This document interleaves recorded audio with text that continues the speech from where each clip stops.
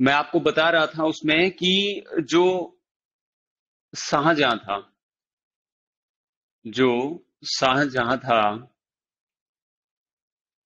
इन्होंने क्या किया था कि जो बहमानी किंगडम टूट के छोटे छोटे स्टेट्स में बिखर गया था, उसमें से एक्सेप्ट अहमदनगर, एक्सेप्ट अहमदनगर, इसने बाकी सारे स्टेट्स पे कब्जा कर लिया था, कैप्चर कर लिया था उन्हें, और मुगल टेरिटरी के अंदर उन्हें मिला दिया था। तो इसकी हम बात कर रहे थे कि अहमदनगर क्यों नहीं मिला पाया था शाहजहां, हम यहां पे थे। तो मैंने बताया था, लास्ट जो वर्डिंग थी मेरी लेक्चर की, उसमें मैंने ये बताया था आपको कि ये अहमदनगर का जो मिलिट्री कमांडर था, जो सेनापति था, ये मिलिट्री कमांडर जो था, इसका नाम था मलिक अंबर। इसका नाम जो था मलिक अंबर नाम था इसका। अब मलिक अंबर जो था, मैंने ये बताया आपको कि ये बहुत ज्यादा लॉयल भी था और बहुत ही ज्यादा जो है पावरफुल भी था, बहुत ज्यादा पावरफुल भी था, राइट। ये अदर स्टेट जो थे, वो जो वीक स्टेट मैंने आपको बताए थे, चाहे वो बीजापुर हो, गोलकोंडा हो, राइट, या खानदेश हो, बेदार हो, बेरार हो, उन वीक स्टेट की तरह ये मराठाज की पॉपुलेशन या मराठा कम्युनिटी के ऊपर इन पे डिपेंड नहीं था। इसको खुद की अपनी स्ट्रेंथ का पूरा भरोसा था, पूरा ये उसमें स्किल्ड था। तो बाकी सारे स्टेट ने क्या किया था, हमने बात की थी कि इन सारे स्टेट्स ने क्या किया था कि मराठास की लोकल पॉपुलेशन को अपनी आर्मी के अंदर रिक्रूट कर लिया था, और ताकि उनकी आर्मी स्ट्रांग हो सके। तो बाकी सारे जिन्होंने मराठास को अपनी आर्मी में रिक्रूट किया, वही सारे स्टेट हारे।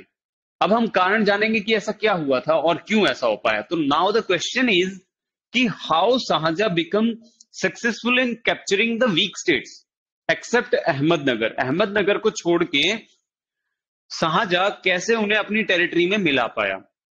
तो यहां पे जो स्टेट्स थे, जस्ट ए सेकेंड, ओके जी। तो देखिए, बीजापुर, गोलकोंडा, बेदार, बेरार, खानदेश, राइट। तो इन सारे स्टेट्स को शाहजहां ने क्या कर लिया था, कैप्चर कर लिया था। इन सारे स्टेट्स को क्या कर लिया था, कैप्चर कर लिया था। अब कैसे वो कैप्चर कर पाया, कैसे वो ये काम कर पाया पूरा। Now the question is this. तो देखिएगा, इन सारे स्टेट्स में एक बात कॉमन है कि इनकी आर्मी के अंदर कौन है, मराठास हैं। इनकी आर्मी के अंदर कौन है, मराठास हैं। मराठास की जो लोकल स्किल्ड पॉपुलेशन थी, कल हमने बात की थी, वो इसकी आर्मी के अंदर सर्व कर रहे थे। अब यहां पे जो शाहजहां था, वो बड़ा टेक्टिकली मूव करता है। शाहजहां क्या करता है यहां पे कि मराठास का जो किंग है या मराठा का लीडर है, मराठा लीडर, ये सीधा उसके पास जाता है। मराठास का जो लीडर है, जिसका नाम है शाहजी भोसले, शाहजी भोसले, ये मराठास का क्या था, किंग था। तो शाहजहां क्या करता है, शाहजी भोसले के पास सीधे जाता है और इन्हें बोलता है, इन्हें बोलता है कि भाई आपकी जो आर्मी के अंदर, आपकी जो पॉपुलेशन आर्मी के अंदर इन वीक स्टेट्स के अंदर जो रिक्रूटेड है, आप उन्हें अपनी तरफ अलग हटा दीजिए, इस आर्मी से वो रिजाइन कर दें यहां से, और मुझे इनसे वॉर करना है, इन्हें हराना है और उन्हें कैप्चर करना है। तो अब शाहजी भोसले कहते हैं कि ऐसा क्यों, मुझे क्या मिलेगा इससे। तो अल्टीमेटली वो कंडीशन की बात आ जाती है। तो यहां पे जब बेनिफिट की बात आई कि मराठास को इससे क्या मिलेगा, तो शाहजहां इन्हें ऑफर करते हैं। सबसे पहले तो ये बोलते हैं कि मैं आपको एक हाई मनसबदार की रैंक दूंगा, इनको भी हाई मनसबदार की एक रैंक दूंगा, राइट, जिसमें कि हाई सैलरी होगी। और दूसरा ये बोलते हैं कि जो पुणे की जो जागीर है, पुणे की जो जागीर होगी वो भी आपको दे दूंगा, उससे जितना भी रेवेन्यू कलेक्ट होगा वो आप रखिएगा, राइट। तो पुणे की जागीर मिल गई और मनसबदार की एक रैंक मिल गई। तो इन दो कंडीशंस पे ये डन कर देते हैं, बोलते हैं कि ठीक है। अब डन जब हो गए तो मराठास की जितनी भी पॉपुलेशन यहां पे इन वीक स्टेट के अंदर क्या कर रही थी, काम कर रही थी, वो सारी की सारी बाहर हो गई, इन स्टेट से भी, सभी से, राइट। तो अब जो आर्मी जो बची, अब इसकी जो आर्मी जो बची वो बहुत ज्यादा क्या थी, वीक थी। और वीक आर्मी होने के कारण शाहजहां इन पे काबू पा लेते हैं और इनको कैप्चर कर लेते हैं, एक्सेप्ट अहमदनगर, उसकी हम बात कर चुके हैं। That is because of Ahmednagar क्यों नहीं जीत पाए थे, क्योंकि उनके जो मिलिट्री कमांडर थे मलिक अंबर, वो बहुत ज्यादा क्या थे, स्ट्रॉन्ग थे, राइट। तो इतनी सी बात अब हो गई। दूसरा, जस्ट ए सेकेंड। तो अब यहां पे आपको समझ में आ गया कि जो आपके मराठास थे उनको कैसे उनका साथ लेके और इन सभी वीक स्टेट्स को क्या किया, कैप्चर कर लिया गया। अब अहमदनगर के बारे में अलग से बात करेंगे कि अहमदनगर को फिर कैसे दोबारा कैप्चर किया गया। कैप्चर तो किया लेकिन बहुत बाद में किया। तो अहमदनगर के लिए,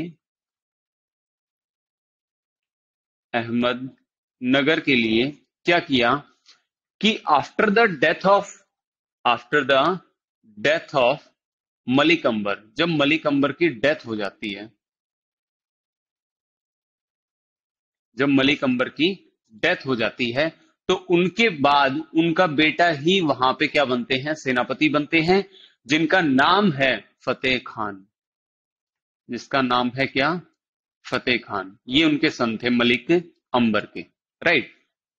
तो अब जब ये फतेह खान ज्वाइन करते हैं एज ए सेनापति, तो ये करप्ट आदमी था, फतेह खान जो था बहुत ही करप्ट आदमी था, और ये सीधे ज्वाइन करते ही पहुंचता है किसके पास, मुगल्स के पास। ये सीधे ही किसके पास पहुंचता है, मुगल्स के पास पहुंचता है।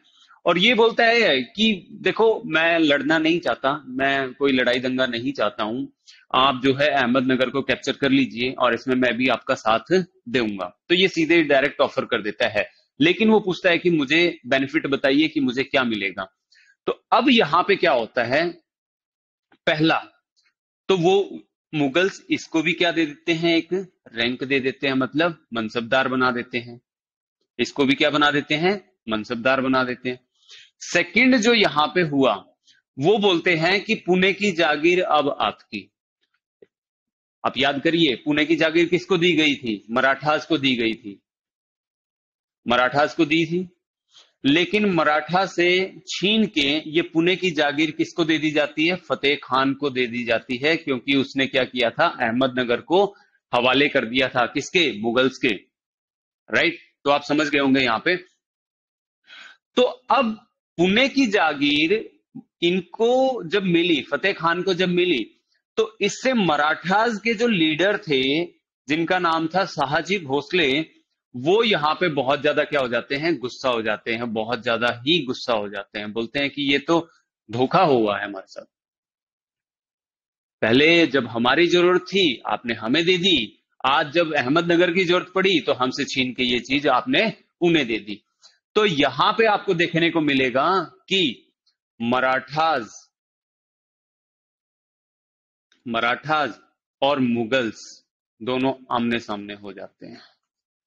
मुगल्स भी हैं एक तरफ और दूसरी तरफ मराठा। अब इनके बीच में क्या हो जाती है, दुश्मनी हो जाती है, दे बिकम एनिमी, वो दोनों दुश्मन बन जाते हैं, राइट। तो आपको समझ में आया कि मराठास कौन थे, लोकल पॉपुलेशन थी, एक कम्युनिटी थी जो वहां पे रहती थी, बहुत ज्यादा स्किल्ड थे, उनके स्किल्स की वजह से लोकल आर्मी में उन्हें रिक्रूट कर लिया गया।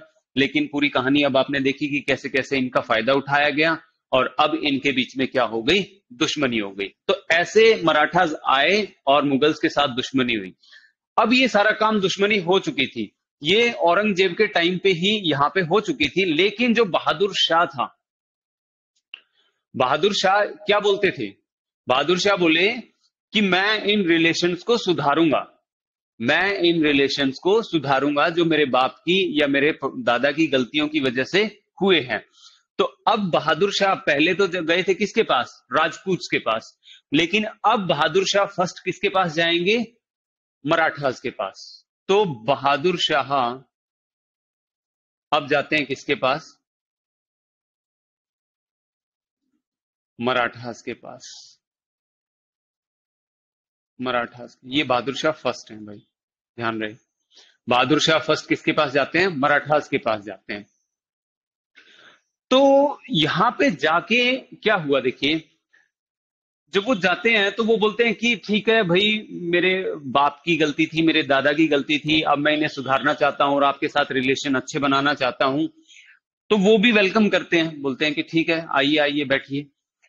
तो यहाँ पे मराठा कुछ डिमांड रखते हैं इसके सामने कि ठीक है, हम आपको आपके एम्पायर में ये सब मिलाने देंगे, लेकिन हमारी कुछ डिमांड है। बोले बताओ क्या डिमांड है? तो पहली जो डिमांड उन्होंने रखी वो रखी चौथ।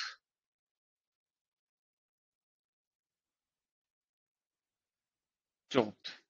और दूसरी जो डिमांड उन्होंने रखी वो रखी सरदेश मुखी। सरदेश मुखी। तो ये दो डिमांड रखी। अब ये क्या है? तो आपकी नॉलेज के लिए मैं आपको बता दूं कि ये एक प्रकार के क्या थे? टैक्स थे। ये एक प्रकार के क्या थे? टैक्स थे। ओके। अब ये क्या था? चौथ समझिए सबसे पहले कैसे टैक्स काम करता था। ये क्या होता था कि जितना भी एग्रीकल्चर प्रोडक्शन हुआ है, एग्रीकल्चरल प्रोडक्शन जितना भी होता था मुगल एम्पायर के अंदर, एग्रीकल्चरल प्रोडक्शन जितने भी पैदावार, आप कह सकते हैं कि जितनी भी पैदावार होती थी अनाज की, ग्रेन्स की, राइट। तो ये बोलते हैं कि उसका 25%, चौथा हिस्सा, इसलिए इस टैक्स को बोला गया है चौथ। तो उसका 25% जो है आप हमें देंगे। किसको देंगे? मराठास को देंगे। मराठास को देंगे। इसका मतलब ये हो गया, लेट सपोज कि 1000 kg अगर अनाज पैदा हो रहा है, तो इसमें से 1000 का 1/4 कितना हो गया? 250 kg। ये आप क्या करेंगे? हमें देंगे। अब ये एक तरह का क्या था? टैक्स था। इतना अनाज आपको देना पड़ेगा। तो बहादुर शाह फर्स्ट एग्री कर देते हैं, चौथ के लिए क्या कर देते हैं? एग्री कर देते हैं। बोले ओके, ये मिल जाएगा आपको। सेकंड जो था सरदेश मुखी, सेकंड जो था, अब ये सरदेश मुखी क्या था? चौथ आप समझ गए। तो सरदेश मुखी देखिएगा, सरदेश मुखी में क्या होता था कि जितना भी चौथ के अंडर में क्या हुआ है, आपको अनाज मिला है, जितना भी अनाज मिला है उसका 1/10, उसका 1/10 एडिशनल, एडिशनल आपको अनाज देना पड़ेगा। एडिशनल ग्रेन्स आपको क्या करने पड़ेंगे? देना पड़ेगा। तो चौथ क्या था? टोटल प्रोडक्शन का 1/4। और सरदेश मुखी क्या है? सरदेश मुखी क्या हो गया? उस चौथ में जितना हिस्सा आपके हिस्से आया है उसका 1/10 एडिशनल ग्रेन्स आपको क्या करने पड़ेंगे? और देने पड़ेंगे। तो कितना था? हमारा चौथ निकल के आया था लेट सपोज 250 kg। अब 250 kg का 1/10 आपको अलग से एडिशनली पे करना पड़ेगा। तो 250 kg का 1/10 हो गया आपको 25 kg। ठीक है। तो 250 kg यहां पे मिल गया और 25 kg यहां पे मिल गया। तो टोटल जो है मुगल्स को 275 kg पर 1000 kg उनको क्या करना पड़ता था? टैक्स के रूप में देना पड़ेगा। ये डिमांड किसने रखी? मराठास ने रखी थी। किसके सामने? बहादुर शाह फर्स्ट के सामने। अब आपको क्या लगता है, आप प्रैक्टिकली सोचिए, क्या बहादुर शाह फर्स्ट ने ये सब मना किया होगा कि नहीं नहीं मैं नहीं दे पाऊंगा? Right, just a second. Okay, तो अब यहां पे क्या हुआ, बहादुर शाह फर्स्ट जो है, बहादुर शाह फर्स्ट जो थे, ये एग्री कर देते हैं किसके लिए? चौथ के लिए, कि ठीक है ये मेरे से ले लेना आप। लेकिन वो एग्री नहीं करते किसके लिए? सरदेश मुखी के लिए, सरदेश मुखी के लिए। अब सोचिए, चौथ के अंदर उसको मराठास को कितना मिल रहा था, या मुगल्स को कितना देना पड़ रहा था? 250 केजी, और यहां पे कितना देना पड़ रहा था? 25 केजी। तो सोचिए कि बहादुर शाह फर्स्ट ने सरदेश मुखी के लिए क्यों मना किया होगा, क्यों उन्होंने मना किया होगा? आप सोच पा रहे हैं? तो देखिए इसका कारण क्या था सरदेश मुखी ना देने का। इस वर्ड को तोड़ के देखिएगा and you will be clear. देखिए, मैं इसको कुछ हिस्सों में बांट देता हूं, सर, देश और मुखी। आप इस वर्ड को देख पा रहे हैं ध्यान से। तो मैं यहां पे दो वर्ड एक्स्ट्रा जोड़ देता हूं, या, और यहां पे एक चीज ऐड कर देता हूं, का। तो अब नोटिस करिएगा आप, देश का मुखिया, यहां से क्या हो रहा था, सरदेश मुखी देने के कारण क्या हो रहा था, मुगल्स की डिग्निटी हर्ट हो रही थी, मुगल्स की डिग्निटी हर्ट हो रही थी। उन्हें 25 केजी से कोई प्रॉब्लम नहीं थी, उन्हें प्रॉब्लम थी कि अगर हमने इनको सरदेश मुखी राइट दे दिया, अगर ये राइट दे दिया, तो यहां पे क्या होगा, ये एक तरह से टाइटल मिल जाएगा उन्हें। ये टाइटल देने में उन्हें प्रॉब्लम थी, इन्हें बहुत ज्यादा पावरफुल समझा जाएगा और कल को फिर कुछ भी हो सकता है, राइट। तो ये टाइटल से प्रॉब्लम थी कि सरदेश मुखी के अंदर जितना अनाज आ रहा है वो ले लीजिए, कोई इश्यू नहीं है, लेकिन ये टाइटल आपको, ये पावर आपको नहीं देंगे हम लोग। इस वजह से यहां पे कुछ प्रॉब्लम्स हुई, जिसके कारण फिर क्या बोलते हैं, जो मराठास थे वो मुगल्स को बोलते हैं, या बहादुर शाह फर्स्ट को बोलते हैं, गेट लॉस्ट,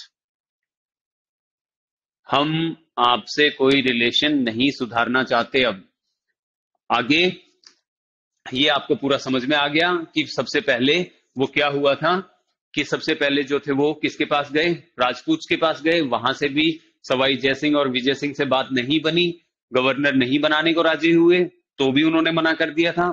और यहाँ पे दूसरा, जब वो मराठास के पास पहुंचे रिलेशन सुधारने, तो यहाँ पे भी सरदेश मुखी के ऊपर इश्यू क्रिएट हुआ, जिसके कारण की रिलेशन वो अपने बेटर नहीं कर पाए। अब थर्ड बहादुर शाह फर्स्ट जो पहुंचते हैं, वो पहुंचते हैं किसके पास? सिख के पास, सिख्स के पास, राइट। सिखों के पास पहुंचते हैं, और सिखों के पास पहुंचने, जिस टाइम पे बहादुर शाह फर्स्ट का जो टाइम था, बहादुर शाह फर्स्ट का जो टाइम था मुगल एम्पायर के अंदर, उस टाइम पे सिख लीडर होते थे गुरु गोविंद सिंह, गुरु गोविंद सिंह। ये आप ध्यान रखिएगा, यहां से क्वेश्चन निकाला जा सकता है कि बहादुर शाह फर्स्ट जो मुगल या गुरु गोविंद सिंह जो सिख लीडर थे, उनके कंटेम्प्रेरी मुगल किंग कौन थे, ये आपसे क्वेश्चन पूछा जा सकता है। तो आपको ध्यान रहे कि बहादुर शाह फर्स्ट के टाइम पे जो कंटेम्प्रेरी लीडर थे वो कौन थे, गुरु गोविंद सिंह थे, या गुरु गोविंद सिंह के कंटेम्प्रेरी कौन थे, बहादुर शाह फर्स्ट थे। ये आपको ध्यान रखना चाहिए, राइट।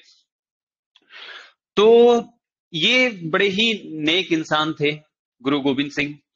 अब ये जब जैसे ही बहादुर शाह फर्स्ट इनके पास पहुंचते हैं, जैसे ही बहादुर शाह फर्स्ट इनके पास पहुंचते हैं और पूरी बात रखते हैं कि भाई मैं आपसे एक अलायंस करना चाहता हूं और आपसे सुधारना चाहता हूं ये सारे रिश्ते, तो गुरु गोविंद सिंह जो है बिना किसी डिमांड के, बिना किसी डिमांड के ही एग्री हो जाते हैं और बोलते हैं कि ठीक है हम आपसे तैयार हैं आपस में काम करने के लिए, राइट। तो अब क्या हुआ, यहां से तो सब कुछ स्मूथली चल पड़ा, लेकिन जैसे ही गुरु गोविंद सिंह की डेथ होती है, उसके बाद जो टेक ओवर करते हैं वो करते हैं बंदा सिंह बहादुर। बंदा सिंह बहादुर। नेक्स्ट सिख लीडर बंदा सिंह बहादुर। तो जैसे ही ये गद्दी संभालते हैं बंदा सिंह बहादुर, तो ये बोलते हैं भाई हम मुगल्स के साथ नो अलायंस, कोई अलायंस नहीं रखेंगे हम मुगल्स के साथ, और हम अपने हिसाब किताब से चलाएंगे। तो ये डिसएग्री हो जाते हैं यहां से, राइट। बंदा सिंह बहादुर वैसे ही बहुत गुस्से वाले व्यक्ति होते थे, मैं आपको बता देता हूं ये। और इसी चीज से मुगल्स गुस्सा हुए कि जब आपके पहले लीडर गुरु गोविंद सिंह ने हमारे साथ अलायंस किया था, तो अब आप उस अलायंस को क्यों तोड़ रहे हैं। और इसी के चलते जो है बहादुर शाह फर्स्ट जो है अटैक कर देते हैं किसके ऊपर, अटैक कर देते हैं किसके ऊपर, एक किला था लोहगढ़ किला, लोहगढ़ किला, उसके ऊपर अटैक कर देते हैं और इसे जीत लेते हैं, लोहगढ़ किला जो सिख का होता था। इसके खिलाफ या इसके मतलब आप बोल सकते हैं इसके विपरीत जाके फिर क्या करते हैं बंदा सिंह बहादुर, फिर से अपनी आर्मी को लेके फिर से अटैक करते हैं मुगल्स के ऊपर, और अपना लोहगढ़ का जो किला है वो वापस जीत लेते हैं, राइट, वो वापस जीत लेते हैं। तो अब देखिए नेक्स्ट स्लाइड पे मैं आपको ले लेता हूं। ना तो राजपूत के साथ रिलेशन अच्छे हो पाए, इनके साथ भी नहीं हो पाए, ना ही मराठास के साथ रिलेशन अच्छे हो पाए यहां पे, राइट, यहां पे भी नहीं हो पाए, और ना ही टाइम के चलते सिक्स के साथ अच्छे हो पाए। तो अब जब रिलेशन आपके इर्द गिर्द बहुत अच्छे नहीं है, अब देखिएगा आप,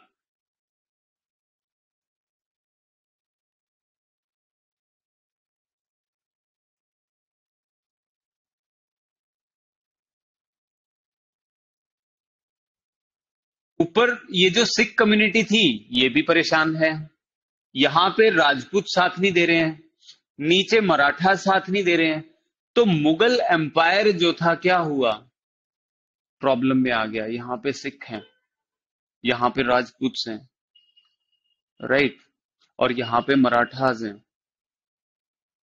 सभी को प्रॉब्लम चल रही है, यहां पे भी, यहां पे भी और यहां पे भी।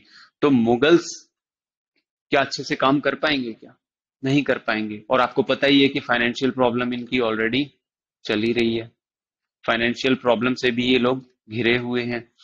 तो इनके चलते फायदा कौन उठाएगा, कौन फायदा उठाएगा, जी हाँ, कौन उठाएगा, ब्रिटिशर्स। ब्रिटिशर्स क्या करेंगे, बीच में फायदा उठाएंगे इस चीज का, और आपका देश जो है बहुत ही गुलाम होता चलेगा। लेकिन ये स्टोरी अभी अभी भी आधी अधूरी ही है, इसको और कंटिन्यू करते हैं हम लोग। तो देखिएगा, जैसा कि आपको पता चला कि राजपूत के साथ भी रिलेशन अच्छे नहीं हो पाए, बहुत ट्राई किया उन्होंने, बहुत स्ट्रगल किया, मराठास के साथ भी नहीं हो पाए, सिख के साथ भी नहीं हो पाए। तो इतना सब होने के बाद कुछ हिस्टोरियंस ने कुछ हिस्टोरियंस ने बहादुर शाह फर्स्ट को एक टाइटल दिया, एक टाइटल दिया। इसे बोला गया हिस्टोरियंस के द्वारा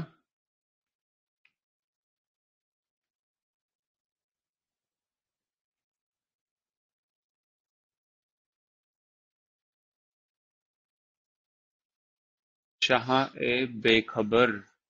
इस बंदे को ये टाइटल दिया गया कुछ हिस्टोरियंस के द्वारा। अब सोचिए ये ऐसा क्यों दिया गया, तो इसका कारण ये था ये देने का कि इसे खुद को खबर नहीं थी कि ये क्या कर रहा है, किसी को कुछ इनाम में दे रहा है, किसी को कोई लालच दे रहा है, लेकिन इसने सारे जैक लगा के देखे, उसके बावजूद भी इसकी बात नहीं बन पाई, और ये रिलेशन जो के तो बने रहे, वही रहे, कुछ भी ये सुधार नहीं पाया जैसे कि सोच के चला था। तो इसे हिस्टोरियंस के द्वारा ये उपाधि दी गई, ये टाइटल दिया गया। तो आपसे अगर पूछा जाए शाह ए बेखबर किस मुगल किंग को बोला जाता है, तो बहादुर शाह फर्स्ट को जो है ये टाइटल दिया गया था। किसके द्वारा दिया गया था, सम ऑफ द हिस्टोरियंस के द्वारा, राइट। अब बीच में बोलते हैं कि ये छोड़िए, स्ट्रगल छोड़िए, स्ट्रगल तो बहुत किया इसने, लेकिन इस स्ट्रगल के चक्कर में इन्होंने जो है मुगल एम्पायर के उस टाइम पे 13 करोड़ रुपए वेस्ट कर दिए। 13 करोड़ रुपए उस टाइम पे वेस्ट कर दिए। सोचिए ये बात कब की है, 1700 के टाइम पे 13 करोड़ रुपए इन्होंने क्या कर दिए, वेस्ट कर दिए। सोचिए आज कितना होगा ये अमाउंट, राइट। फाइनेंशियल प्रॉब्लम जो कि ऑलरेडी चल रही थी, उसके बावजूद इन्होंने इतना जो मनी जो है या पैसा जो है इतना वेस्ट किया सिर्फ रिलेशंस के चक्कर में, और जिसमें कि वो कामयाब भी नहीं हो पाए, राइट। तो आई होप कि यहां से आपको समझ में आया होगा कि बहादुर शाह का क्या रोल रहा औरंगजेब के बाद और कैसे वो कर पाए। अब बहादुर शाह की फर्स्ट की जो डेथ है वो आपको पता ही है, 1707 में बहादुर शाह फर्स्ट की जो है डेथ हो जाती है यहां पे। और नेक्स्ट अब कौन आएगा और देखते हैं। तो मैं यहां पे लिख देता हूं बहादुर शाह फर्स्ट, ये जा चुके हैं, ठीक है। लेकिन इनके बाद अब जो भी आएगा वो इनका बेटा ही होगा। तो एक बेटा जो है इनका वो है जहांदर शाह, जहांदर शाह। और दूसरा बेटा जो है इनका वो है अजीम उन शाह, अजीम उन शाह। ये दो इनके बेटे थे, जहांदर शाह और अजीम उन शाह, ये दो बेटे थे। तो अब देखिएगा एक अलग पॉइंट ऑफ व्यू से स्टोरी को देखेंगे कि अब तक तो हमने देखा कि फाइनेंशियल प्रॉब्लम और रिलेशन के चलते हुए मुगल्स का डिक्लाइन होता जा रहा है, लेकिन अब एक और पॉइंट आएगा बीच में, देखिए। तो ये अजीम उन शाह जो था, अजीम उन शाह जो था, ये बहुत ही स्मार्ट था। स्मार्ट का मतलब चालाक था, राइट। बहुत ही स्मार्टली मूव करता था ये। तो सभी सोच रहे थे कि ये गद्दी पे आएगा अजीम उन शाह। और ये जो था ये बहुत ही बेचारा भोलू किस्म का इंसान था, बहुत ही भोलू किस्म का इंसान था। आपने देखे होंगे ना बहुत से शरीफ से बच्चे रहते हैं, ये उसी किस्म का था। तो यहां पे क्या हुआ कि after the death of Bahadur Shah first की मृत्यु के बाद जो इनके कुछ इंपॉर्टेंट मिनिस्टर रहते थे, इंपॉर्टेंट मिनिस्टर्स जो रहते थे, इन्होंने बीच में कुछ खेल खेलने की सोची। ये इंपॉर्टेंट मिनिस्टर में ये बोले कि चलो गद्दी पे तो इनका बेटा ही आएगा, लेकिन आए ऐसा जो हमारी बात माने, जो हमारे इशारों पे नाचे। तो इन्हीं इंपॉर्टेंट मिनिस्टर्स में से एक नाम आपको याद रखना है, जो हिस्ट्री पॉइंट ऑफ व्यू से आपको बहुत ज्यादा इंपॉर्टेंस मिलती है इन्हें। तो वो नाम है जुल्फिकर, जुल्फिकर खान, जुल्फिकर खान। ये नाम आपको जरूर याद रखना है। हिस्ट्री की बुक जब भी आप पढ़ेंगे तो आपको इनके बारे में सुनने को मिल जाएगा।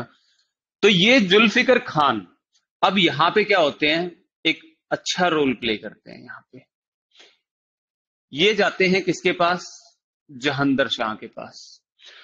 और जहांदर शाह के पास जाके ये बोलते हैं कि सुन बे भोलू, तू क्या कर, तू नेक्स्ट किंग बन सकता है। हम तुझे सभी मिनिस्टर्स, हम तुझे किंग घोषित कर देंगे और आप एक किंग बन जाओगे। लेकिन इसके लिए आपको क्या करना पड़ेगा, आपके भाई अजीम उन शाह को क्या करना पड़ेगा, मारना पड़ेगा। अजीम उन शाह को मारना पड़ेगा। अब इनकी एडवाइस पे, क्योंकि ये भोलू किस्म का इंसान था, अब इनकी एडवाइस पे ही ये क्या करता है, जहांदर शाह अजीम उन शाह की क्या कर देता है, मृत्यु कर देता है, राइट। तो ये इन्हें मार देता है और जहांदर शाह जो है अब नेक्स्ट किंग के रूप में यहां पे बन के आ जाते हैं। अब आपको पता चला कि जहांदर शाह गद्दी पे कैसे आए, with the help of Zulfikar Khan. Zulfikar Khan की मदद से वो गद्दी तक पहुंचते हैं। अब देखिए, क्योंकि ये भोलू किस्म का भी था और ये गद्दी पे भी बैठ गया, और इसकी हेल्प किसने की है, वो की है जुल्फिकर ने। जुल्फिकर ने की है। तो ऑब्वियसली अब जुल्फिकर चाहेगा कि इन्हें भी कोई अच्छा औहदा, कोई अच्छी पावर, कोई अच्छा पोस्ट इन्हें मिलनी चाहिए, पावर एंड पोस्ट कुछ अच्छी सी मिलनी चाहिए, राइट। तो यहां पे क्या होता है कि जुल्फिकर को बना दिया जाता है वजीर। यहां पे क्या बना दिया जाता है, मुगल एम्पायर का वजीर घोषित कर दिया जाता है। किसको, जुल्फिकर को। और किंग कौन बन के आ जाते हैं, आपके जहांदर शाह। तो देखिए वजीर, आपको अगर ना पता हो कि वजीर कौन होता था, तो वजीर जो है उस मिनिस्टर को बोलते थे जो इकोनॉमिक अफेयर्स को देखता था, वित्तीय मामलों को देखता था, राइट। इकोनॉमिक अफेयर्स को, वित्तीय मामलों को, जितने भी पैसे का लेन देन जो होता था, जितने भी इंपॉर्टेंट डिसीजन जो लिए जाते थे पैसे को ले देके, तो वो सारे कौन लेता था, वजीर लेता था। अब जुल्फिकर को क्या बना दिया गया, यहां पे वजीर घोषित कर दिया गया, राइट। अब यहां से क्या होता है कि जब जुल्फिकर खान वजीर बन जाते हैं, तो साइड बाय साइड वो कुछ नोटिस भी कर रहे होते हैं। अब क्या नोटिस कर रहे हैं, वो नोटिस भी कर रहे थे क्या, वो ये नोटिस करते हैं कि मुगल एम्पायर के अंदर फाइनेंशियल प्रॉब्लम्स जो हैं डे बाय डे क्या होती जा रही हैं, बढ़ती जा रही हैं, बहुत ज्यादा बढ़ती जा रही हैं। फाइनेंशियल प्रॉब्लम जो है बहुत ज्यादा बढ़ती जा रही हैं, और मुझे इसके लिए कुछ करना चाहिए, राइट। ठीक है। तो अब फाइनेंशियल प्रॉब्लम्स को कुछ करने के लिए, और साथ में ही आपको पता है कि हाल फिलहाल में ही जो है बहादुर शाह फर्स्ट ने क्या किया था, 13 करोड़ रुपए गवाए थे, अभी मैंने आपको बताया ही था। तो ये फाइनेंशियल प्रॉब्लम और ज्यादा डीप होती गई। तो अब यहां पे ये क्या करते हैं, इनके आइडिया को इंप्लीमेंट करते हैं, एक आइडिया ये लेके आते हैं, और ये बोलते हैं कि क्यों ना हम इन फाइनेंशियल प्रॉब्लम्स को एड्रेस करने के लिए, ठीक करने के लिए इजारा सिस्टम चलाएं। इजारा सिस्टम चलाएं, इजारा सिस्टम चलाएं। एक बात यहां पे नोटिस करिए, मैं बताऊंगा आपको इजारा सिस्टम क्या होता था। देखिए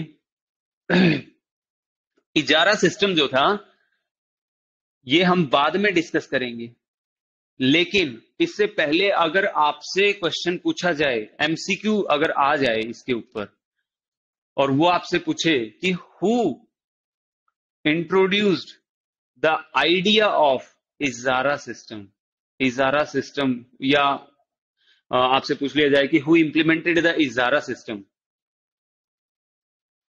इजारा सिस्टम, तो कभी भी जुल्फिकर का नाम बीच में ना आए।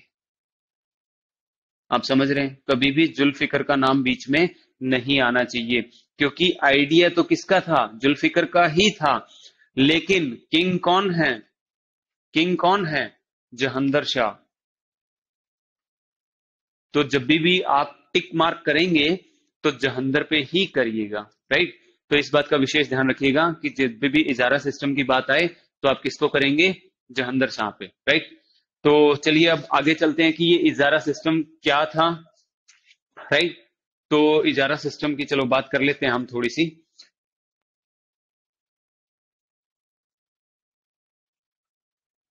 देखिएगा concept of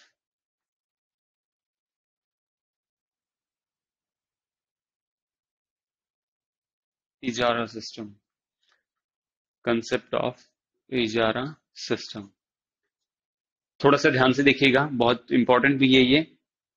decline of Mughal से यहां से क्वेश्चन निकल सकता है इजारा सिस्टम के ऊपर।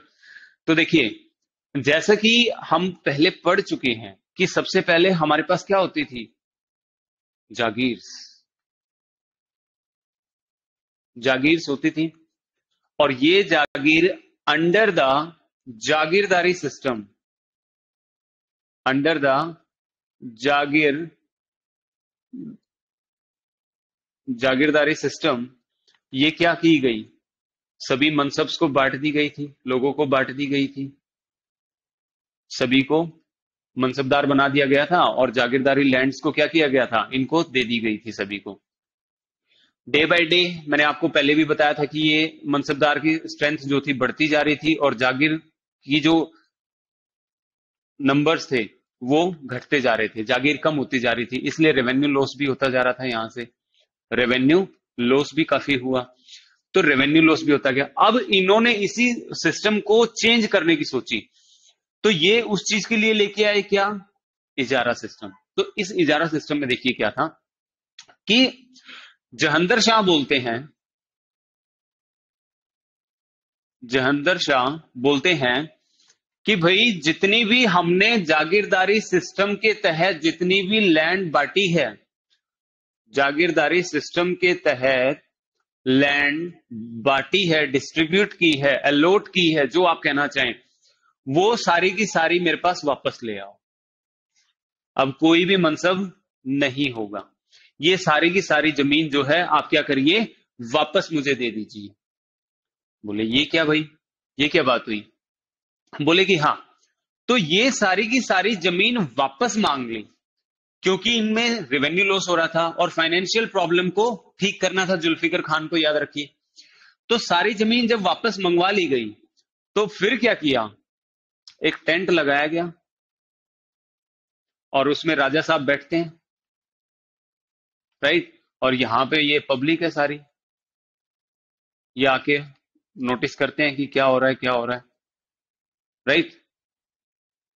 तो ये राजा जो किंग है, ये किंग बोलते हैं कि भाई ये जितनी भी जागीर लैंड थी ये सारी मेरे पास अब वापस आ चुकी है, जागीर लैंड सारी की सारी मेरे पास वापस आ चुकी है।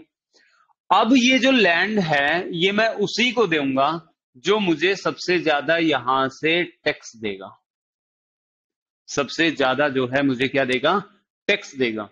तो ये अब इजारा सिस्टम था, एक तरह से इस लैंड की जो है ऑक्शन सिस्टम कर दिया गया इसके ऊपर, ऑक्शन, बोली जिसे आप बोलते हैं ना, कि बोली लगाना।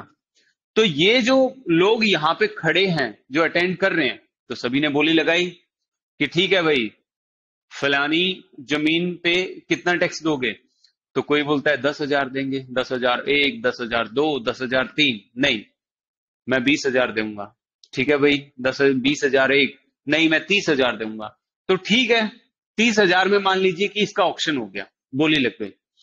तो ये जो जिस भी बंदे को ये जमीन मिली है, ये क्या देगा, 30,000 एक तरह से एज ए रेंट आप बोल सकते हो, या टैक्स बोल लीजिए इसको, ये एज ए टैक्स इस जमीन से वसूल के किसको देगा, राजा को देगा, किंग को देगा। और इससे जितना ऊपर ये टैक्स निकाल पाएगा, 30,000 से ऊपर जितना टैक्स ये निकाल पाएगा, वो इसका क्या होगा, प्रॉफिट होगा।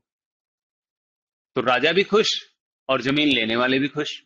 लेकिन यहीं से एक्चुअल प्रॉब्लम और ज्यादा डीपन हो जाती है, और ज्यादा शुरू हो जाती है। अब वो कैसे होती है देखिएगा। तो देखिए, अब मान लीजिए कि मैं हूं और ये राजा है जहंदर शाह, ये जहंदर शाह है और ये मैं हूं, राइट। तो अब देखिएगा क्या हुआ, मान लीजिए कि ये जमीन जो है इसका टुकड़ा मैंने ले लिया, ये मैंने ले लिया। अब हुआ क्या कि मैंने राजा को कितने देने हैं, 30,000 देने हैं, 30,000 मैंने राजा को देने हैं, और वो भी कब तक देने हैं, एक साल में, राइट। ये मेरे को एज ए टैक्स देना है। अब यहां पे जो फसल बोई जा रही है, मेरे पास दो चीजें थी। यहां पे फसल बोई जा रही है इस जमीन के ऊपर, ध्यान से समझिएगा इसको, बहुत इंपॉर्टेंट है। ये सारी फसल बोई गई है इस पे। तो अब क्या हुआ कि जो फार्मर्स यहां पे काम कर रहे हैं, फार्मर्स जो यहां पे काम कर रहे हैं, इनसे मुझे क्या लेना है, टैक्स लेना है। अब मुझे पता है कि मेरे को राजा को जो पैसे देने हैं, जो टैक्स देना है, वो कितना देना है, 30,000 देना है। लेकिन मैं बैठ के सोचता हूं कि क्यों ना मैं एक काम करूं कि मैं इन फार्मर्स को फर्टिलाइजर दे दूं, सीड्स दे दूं, इरिगेशन फैसिलिटी, पानी यहां तक सिंचाई व्यवस्था अच्छे से हो जाए, ताकि इस लैंड की जो क्वालिटी है, इस जमीन की जो गुणवत्ता है, लैंड क्वालिटी क्या हो, वो सुधर जाए। और अगर ये लैंड क्वालिटी अगर इसकी सुधरेगी तो जो प्रोडक्शन है, पैदावार है, वो भी क्या होगा, वो भी सुधरेगा। और अगर प्रोडक्शन सुधरेगा तो जो टैक्स है वो भी मैं यहां से ज्यादा निकाल पाऊंगा, और टैक्स अगर ज्यादा निकलेगा तो मेरा प्रॉफिट भी क्या होगा, ज्यादा होगा। ये बात समझ रहे हैं आप? लेकिन फिर मैं दूसरी साइड जाके सोचता हूं कि लैंड तो मेरे पास कितने टाइम के लिए है, 1 साल के लिए है सिर्फ। अब 1 साल में मैं क्यों सीड्स पे पैसा वेस्ट करूं, मैं क्यों इरिगेशन फैसिलिटी पे पैसा वेस्ट करूं, मैं क्यों फर्टिलाइजर इन लोगों को लाके दूं? क्योंकि 1 साल है। अगर ये जमीन मेरे पास 10 साल के लिए होती तो फिर मैं सोचता और यहां से एक्स्ट्रा प्रॉफिट कमाने की भी सोचता। लेकिन ये तो मेरे पास कितने टाइम के लिए है, 1 साल के लिए। अगले साल ये पता नहीं किसको मिलेगी और कौन इसका बेनिफिट उठाएगा, तो मैं क्यों यहां पे टाइम वेस्ट करूं? तो अब मैं मान लीजिए कि मैं बहुत ही एक गलत किस्म का इंसान हूं, बहुत ही बदतमीज इंसान हूं, तो मैं यहां पे फार्मर्स को जाके बोलता हूं कि भाई आप यहां से मुझे जो है 40,000 टैक्स दोगे सालाना।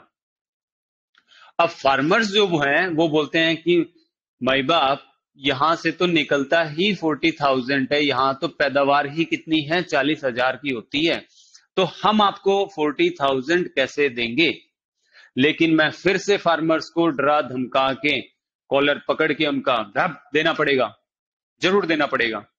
और मैं यहां से 40,000 क्या कर लेता हूं, एक्सट्रैक्ट कर लेता हूं, जिसमें से 30,000 रुपए मैं राजा जी को भेज देता हूं और 10,000 रुपए जो है मेरी पॉकेट में। तो मुझे क्या दिक्कत है, बिना किसी इन्वेस्टमेंट के मेरे पास क्या हुआ, 10,000 का प्रॉफिट हो गया। मैंने तो कोई इन्वेस्ट भी नहीं किया था, सिर्फ टैक्स वसूल के 30 राजा को दे दिए, 10,000 मैंने अपनी जेब में डाल लिए, यही मेरा प्रॉफिट था। तो ये सिचुएशन आगे हुई किसके अंदर, इजारा सिस्टम के अंदर, इजारा सिस्टम के अंदर। तो अब देखिए क्या होता है, जैसे जैसे टाइम प्रोसीड करता है, जैसे जैसे टाइम प्रोसीड करता है, मैं नेक्स्ट स्लाइड ले लेता हूं। तो यहां पे फार्मर्स, अब सोचिए, जब जितनी पैदावार उनकी हो रही थी उतना ही उन्होंने क्या कर दिया, टैक्स पे कर दिया उस जमीन का, राइट? तो क्या ये फार्मर जो है एग्रीकल्चर करेगा, खेती करेगा? क्या ये एग्रीकल्चर करेगा? नहीं, नहीं करेगा। इसको कुछ बनेगा ही नहीं, इसके खाने के लिए कुछ बनेगा ही नहीं, तो फिर ये क्यों एग्रीकल्चर करेगा? तो यहां पे आपको देखने को मिलेगा कि जहंदर शाह के टाइम पे एग्रीकल्चर डिक्लाइन बहुत ज्यादा हुआ था, एग्रीकल्चर डिक्लाइन जो है बहुत ज्यादा होता गया, कोई भी खेती करने को तैयार ही नहीं था यहां पे। तो जब ये सिचुएशन सारी आ गई तो जो है और ज्यादा फाइनेंशियल प्रॉब्लम क्या हो गई, और ज्यादा फाइनेंशियल प्रॉब्लम्स क्या हो गई, बढ़ गई। ये था जुल्फिकर का आइडिया। हाँ, अब यहां से दो बातें मैं लिंक करता हूं। देखिए, सबसे पहली बात तो यहां पे आती है कि हमें हिस्ट्री क्यों पढ़ाई जाती है, हमें हिस्ट्री पढ़ाई ही क्यों जाती है, और खासकर सिविल सर्विसेज में इतनी डीपली क्यों पढ़ाई जाती है, सिविल सर्विसेज में इतनी डीपली क्यों पढ़ाई जाती है? ताकि कल जब आप सिविल सर्वेंट बन जाते हैं तब आपको वही सारे काम करने होंगे। कौन से काम? डिसीजन मेकिंग के काम। आपको एक डिसीजन लेना पड़ेगा एग्जिस्टिंग कंडीशंस में, डिसीजन मेकिंग का आपका काम रहेगा। और ये डिसीजन मेकिंग एज ए वजीर किसने लिया था? जुल्फिकर ने भी लिया था, जुल्फिकर ने भी लिया था। लेकिन इसके कॉन्सिक्वेंसेस क्या हुए वो उसने पहले नहीं सोचा। उन्होंने फाइनेंशियल प्रॉब्लम एकदम से सोचा कि हाँ इंस्टेंटली फाइनेंशियल प्रॉब्लम ठीक तो हो जाएगी, लेकिन उसके कॉन्सिक्वेंसेस क्या होंगे उसके ऊपर उसने ध्यान नहीं दिया। तो दैट इज वाई हिस्ट्री की हर एक स्ट्रेटेजी, हर एक वॉर, हर एक सिस्टम आपको पढ़ाया जाता है ताकि आप भी उसके कॉन्सिक्वेंसेस, जो आप डिसीजन आपकी सर्विसेज के दौरान लेते हैं, आप उसके कॉन्सिक्वेंसेस को पहले ही टारगेट फाइंड आउट करके चलिएगा। राइट, आई होप कि आप समझ गए होंगे। दूसरा मैं यहां पे एक और लिंक कर देता हूं कि देखिए, अंडर द इजारा सिस्टम, अंडर द इजारा सिस्टम जो लैंड रेंट पे दी गई थी वो कितने टाइम के लिए थी? 1 साल के लिए थी। 1 साल के लिए थी। अब अगर आप लैंड 1 साल के लिए देते हैं तो आपने देखा लास्ट स्लाइड में कि मैं तो जो है ना तो सीड्स पे वेस्ट कर रहा हूं, ना इरिगेशन पे, ना फर्टिलाइजर पे, मैं सीधा ही क्या कर रहा हूं, उनसे टैक्स वसूल कर रहा हूं। लेकिन इसके कॉन्सिक्वेंसेस क्या हुए? एग्रीकल्चर डिक्लाइन हो गया और टैक्स बिल्कुल खत्म ही हो गए एक तरह से। अब इसी चीज को समझ के ब्रिटिशर्स ने क्या किया था बाद में? ब्रिटिशर्स ने क्या किया? तो इन्होंने क्या किया था, 10-15 ईयर के लिए लीज पे दी थी ये लैंड, 10-15 ईयर के लिए, क्योंकि उन्हें पता था कि 1 साल में जो भी लीज पे लेगा वो क्या करेगा, उसके कॉन्सिक्वेंसेस बहुत बुरे होंगे। तो ब्रिटिशर्स ने क्या किया था, इसके टाइम को बढ़ा दिया था, जिसको आप कहते हो क्या, परमानेंट सेटलमेंट। ये हम पढ़ेंगे बाद में अलग से, परमानेंट सेटलमेंट। राइट, तो यही चीज थी, कुछ खास नहीं था इसमें। तो अब देखिएगा,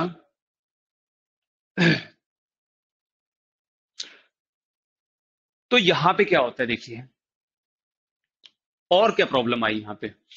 तो यहां पे फार्मर्स जो थे उन्होंने खेती छोड़ दी, एग्रीकल्चर को तोबा बोल दिया उन्होंने, एग्रीकल्चर को बिल्कुल मना कर दिया, नहीं होगी।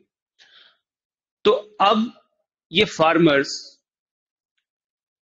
और किसी उसमें तो स्किल्ड नहीं थे, ना तो इन्होंने क्या किया हुआ था, बीटेक की हुई थी हमारी और आपकी तरह, ना ही इन्होंने एमबीए की हुई थी कि विप्रो और इन्फोसिस क्या करें, इन्फोसिस क्या करें, जो इन्हें कॉल लेटर करेंगे कि हाँ आओ हमारे पास जॉब कर लो अगर खेती नहीं करनी है। तो ऐसा भी नहीं हुआ। राइट, तो आप समझ गए होंगे कि जब एग्रीकल्चर एक ही चीज इनको आती थी और वही ये कर नहीं पा रहे थे, बाकी किसी चीज में ये स्किल्ड थे ही नहीं, तो अब ये क्या करें। तो इन्होंने क्या कर दिया, इन्होंने चालू कर दिया लूटना, लूटना चालू कर दिया। दे बिकम डेकॉइट्स, डाकू बन गए ये। और लूटना कहां से चालू कर दिया, लूटना कहां चालू कर दिया, महल के अंदर ही, महल में ही चोरी चकारी करके ये क्या करते थे, अपना काम चलाने लग गए। कुछ तो करेगा आदमी। तो इसीलिए क्या हुआ कि फाइनेंशियल प्रॉब्लम और ज्यादा, लॉ एंड ऑर्डर की सिचुएशन और ज्यादा क्या होता गया, डे बाय डे बिगड़ती चली गई। राइट, तो अब ये सब होता चला गया। तो कहने का मतलब ये है कि जहंदर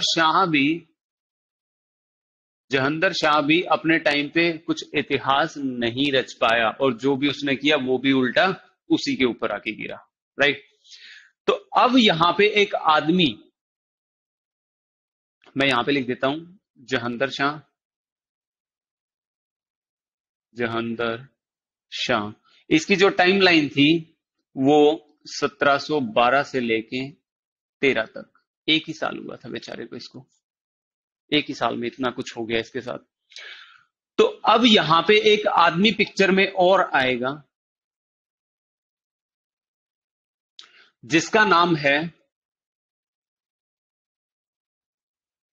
फारूक सियार, जिसका नाम है फारूक सियार। Right, just a second.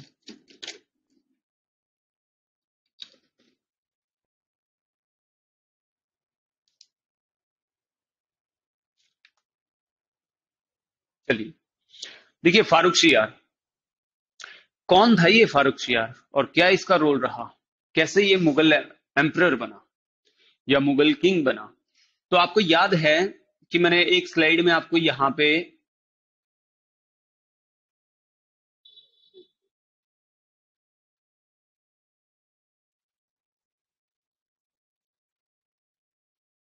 पे बताया था कि जहंदर शाह ने क्या किया था, अपने ही भाई को, अपने ही भाई को क्या कर दिया था? मार दिया था।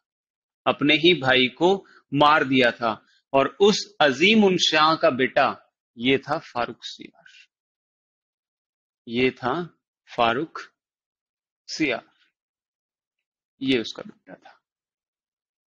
ठीक है, आप समझ गए फारूक सियार कौन था? अजीम उन शाह, जहंदर शाह के भाई का बेटा। अब ये फारूक सियार क्या करेगा? जहंदर शाह ने इसके पिता की डेथ की थी, इसके पिता को मार दिया था, तो अब ये क्या करेगा यहां पे? तो ये भी अपने चाचा को क्या करेगा? मौत के घाट उतारेगा, बदला लेगा, और बहुत ही गुस्से में है ये। तो यहां पे क्या होता है कि ये अपने चाचा से बदला लेने के लिए बिल्कुल इम्पेशेंट है, और इसकी जो हेल्प करेंगे यहां पे दो आदमी और करेंगे। कौन करेंगे? दो आदमी और आते हैं यहां पे, जिनको हम बोलते हैं सैयद ब्रदर्स। सैयद ब्रदर्स, सैयद भाई, राइट? ये दो आदमी हैं। इन दो आदमियों में से एक का जो नाम है वो है हुसैन अली खान। हुसैन अली खान। और दूसरे का जो नाम है वो है अब्दुल्ला खान। डोंट थिंक कि इनके पीछे सैयद नहीं लगाया तो ये सैयद ब्रदर नहीं है। ठीक है, तो एक आदमी का नाम है हुसैन अली खान और दूसरे का नाम है अब्दुल्ला खान। इन दोनों को कंबाइंडली बोला जाता है सैयद ब्रदर्स, और ये इसकी हेल्प करते हैं, सपोर्ट करते हैं, और बोलते हैं कि भाई ठीक है, हम तेरी हेल्प करेंगे, और तू क्या कर, तू अपने चाचा को मार। राइट? तो यहां से फारूक सियार क्या करेंगे? With the help of Syed brothers, वो जहंदर शाह को क्या करेंगे? मार देंगे। तो अब जो नेक्स्ट किंग आएगा वो कौन आएगा? फारूक सियार आएगा। अच्छा, इसके बदले जो ये सैयद ब्रदर्स हैं, ये बोलते हैं कि भाई हमारा भी आपको ख्याल रखना पड़ेगा, मरवा तो देंगे, मार तो देंगे, लेकिन हमारा भी बाद में राजा बनने के बाद क्या होगा, ख्याल रखना पड़ेगा। तो दूसरे जो अब फारूक सियार गद्दी पे पहुंच जाते हैं। फारूक सियार जो है यहां पे पहुंच जाते हैं गद्दी पे, और इनका जो टाइम रहेगा वो 1713 से लेके 1719, 1713 से लेके 1719। अब क्योंकि आपको पता है कि फारूक सियार जो गद्दी पे पहुंचा है वो किसी की सपोर्ट की वजह से पहुंचा है, वो किसी की हेल्प की वजह से पहुंचा है। किसकी हेल्प की वजह से? वो सैयद ब्रदर्स की हेल्प की वजह से, सैयद ब्रदर्स की। तो अब क्या सोच रहे हो, सैयद ब्रदर्स ने क्यों हेल्प किया होगा? ताकि उनके भी कुछ बेनिफिट हो, वो भी कुछ अचीव कर पाए। तो यहां पे सैयद ब्रदर्स भी फिर से ये चाहेंगे कि हमारा बहुत अच्छे से ख्याल रखा जाए, राइट? बहुत अच्छे से ख्याल रखा जाए।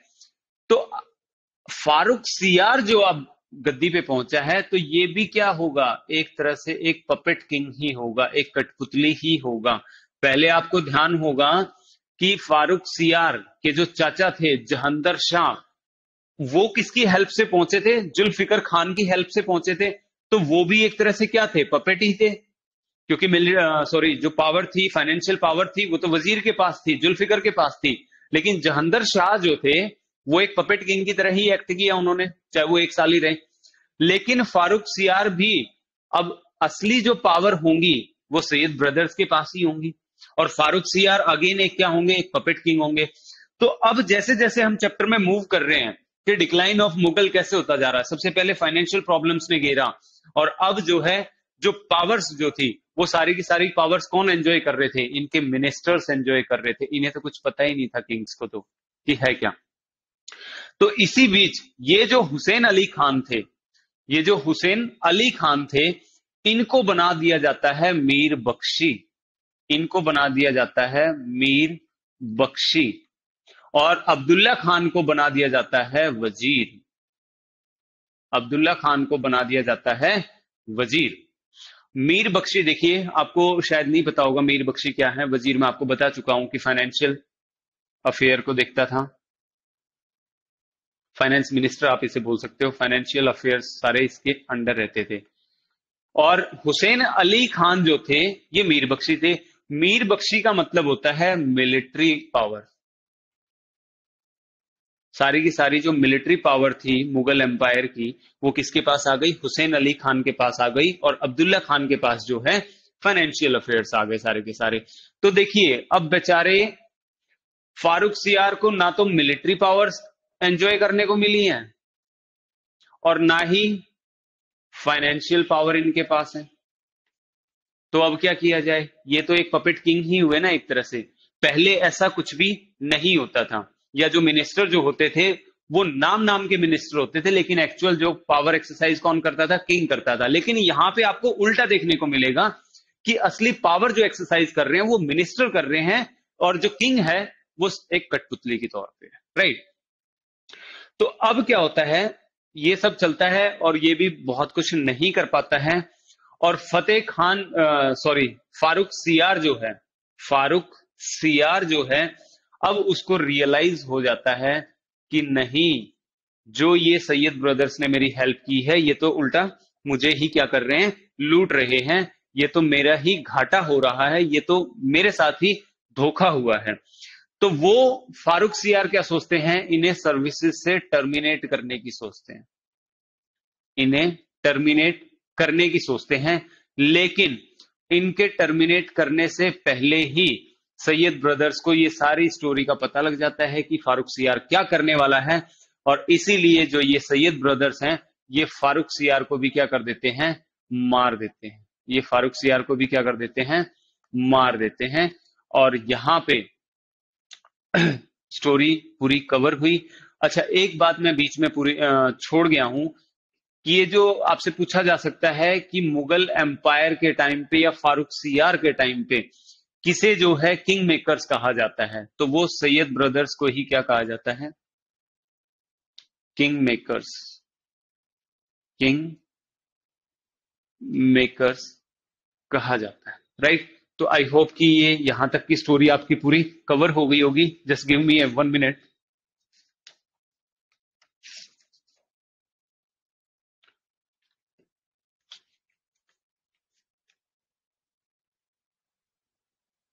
जी। तो यहां पे फारूक सियार भी चले गए। अब जो 1719 से 1748 इस टाइम में आते हैं हमारे नेक्स्ट किंग, जिनका नाम था मोहम्मद शाह रंगीला। मोहम्मद शाह रंगीला। जी हाँ, बहुत ही फनी कैरेक्टर इनका रहा है। जब आप इसकी स्टोरी सुनेंगे तो बहुत ही फनी कैरेक्टर के इंसान थे ये। और इसके आगे फ्रेंड्स नेक्स्ट लेक्चर में हम मूव करेंगे।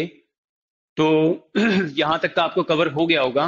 इसके बाद कल हम देखेंगे नेक्स्ट लेक्चर में कि मोहम्मद शाह रंगीला के टाइम पे और भी बदतर हालात होते गए, और इनके कैरेक्टर्स की भी कुछ बात करेंगे। तो इसके बाद जो है कंप्लीट डिक्लाइन हो जाता है मुगल्स का। तो कल के नेक्स्ट लेक्चर में हम इसको पूरी तरह से कंप्लीट कर लेंगे इस लेक्चर को, और फिर हम शुरू करेंगे इसके आगे का। Right. Okay, so thank you very much.